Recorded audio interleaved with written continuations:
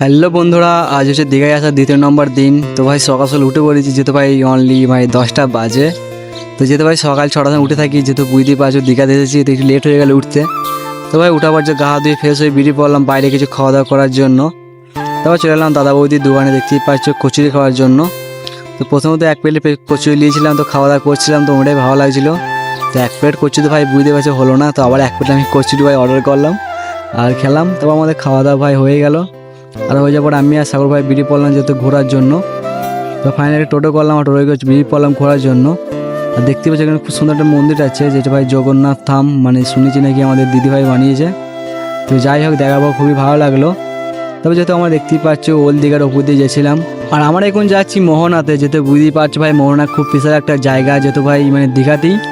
তো এটা দীঘা, আমরা যেহেতু নিউ দীঘাতে এসেছি, যেহেতু আমরা ওল্ড দীঘা ছাড়িয়ে আরেকটা জায়গায় যাচ্ছি মোহনাতে। আর এতে মোহনা যেতে ভাই লাস্ট সীমানা, ঠিক আছে। তো আমরা এখন ভাই ভেতর দিয়ে যাবো। আর এখানে দেখতেই পাচ্ছ ভাই মানে সব কিছু জিনিস পানির মধ্যে যেহেতু অবস্থিত করেছে, মানে খুবই ভালো লাগছে। যেহেতু ভাই পানির মধ্যে দেখতে পাচ্ছি চেয়ার ফেয়ার টেবিল সব কিছু দেওয়া আছে, মানে এখানে খাওয়া দাওয়া, এখানে সব কিছু যেহেতু করছে মানুষ, তারা খুব এনজয় করছে, দেখতে বুঝতেই পারছো, যেহেতু সব ঘুরতে এসেছে। আর কি বলবো ভাই, এখানে পানির স্রোতটা খুব বেশি।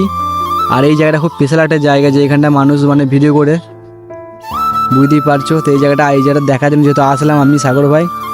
আর দেখতে পাচ্ছি যেটা খুব জমজমার জায়গা, যেহেতু ভাই সমুদ্রের মাঝে যেহেতু রাস্তা করে আছে দেখতেই পাচ্ছ।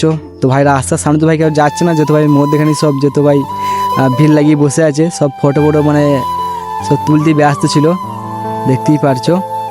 আর সামনে দেখতে পাচ্ছি বন্ধুরা অনেকটাই বড়। আর এখানে ভাই কি বলবো, সেই লেভেলে ঢেউ দিচ্ছে, ভয়ও লাগছে। তো আর সামনে ভাই এগুতে পারছিলাম না। তো এখান থেকে ভাই কিছু ভিডিও শ্যুট নিলাম, আর কিছু যেহেতু ছবি তুলেছিলাম। আর ভাই বেশি পানি হওয়ার জন্য দেখতে পাচ্ছ ভাই প্যান্টটা হাফ ভিজে গিয়েছে। তো ভিজে যাওয়ার জন্য যেহেতু ভাই ভালো লাগছিল না, তারপর আমি আর সাগর ভাই বেরিয়ে পড়লাম, যেহেতু ভাই ভালো লাগছে না, বুঝতেই পারছো। মানে এতটাই পানি স্রোত ভাই, যেতুমু মানে ভেসে যেতেও পারি, বুঝতেই পারছো। আর এটা হচ্ছে ভাই মোহনা, যেহেতু ভাই মাছের একটা আড়ত, বুঝতেই পারছো। তো আমাদের মোহনাটা যেহেতু ঘোরা হয়ে গেল, আর আমরা এখন যাবো ভাই ওল্ড দীঘার দিকে। আর এটা ছিল আমাদের মোহনার এই সাইডে মোহনা, আর আমাদের এই সামনে আছে ওল্ড দীঘা। তো আমরা এখন ওল্ড দীঘার দিকে যাবো বন্ধুরা, বুঝতেই পারছো, যেহেতু ওল্ড দীঘাটা খুব একটা স্পেশাল একটি জায়গা। তো আমরা ফাইন চলে এলাম ওল্ড দীঘায়, দেখতেই পাচ্ছ এখানে দীঘার থাম লেখা আছে। তো খুব ভালো লাগছে, বুঝতে পারছো বন্ধুরা। আর ওল্ড দীঘাটা ভাই কি বলবো, যেহেতু সব থেকে আগে অবস্থিত হয়েছিল, তো তার জন্য এখানে জায়গাটা খুব সুন্দরভাবে যদি বানিয়েছে, দেখতেই পারছো। সামনে দোকানে টাইগার আছে ভাই, দেখো যেতেও ভাই আগুন ফাগুন লাগিয়ে দিতে পারে, বুঝতেই পারছো। তো তার জন্য ভাই পাশ দিয়ে পালিয়ে গেলাম। আর এখানে দেখতে পাচ্ছি ইতিহাস, আমাদের ভূগোল, বাংলা সব কিছু যেহেতু আমাদের মানে জীবনের সাথে জড়িত আছে, বুঝতে পারছো, সব কিছু এখানে দিয়ে আছে। আর এখানে যিনি তারা দেখতে পাচ্ছ আমাদের কানা ভাইকে, তার সাথে এইদিকে আমাদের বুয়া ভাই, আর সামনে যেতে আছে পেছনে, যেহেতু কানে শুনতে পাই না, কালা, বুঝতেই পারছো। তো দেখার পর খুবই ভালো লাগলো বন্ধুরা। আর জায়গাটা দেখতে পাচ্ছ খুব সুন্দর একটা জায়গা, মানে অত মানে চাপ নাই, বুঝতেই পারছো। আর এখানে কিছু জিনিস দেখতে পাচ্ছ শীতে আমাদের জড়িয়েছিল, যেমন আছে এখানে বইয়ে 1-2 এর।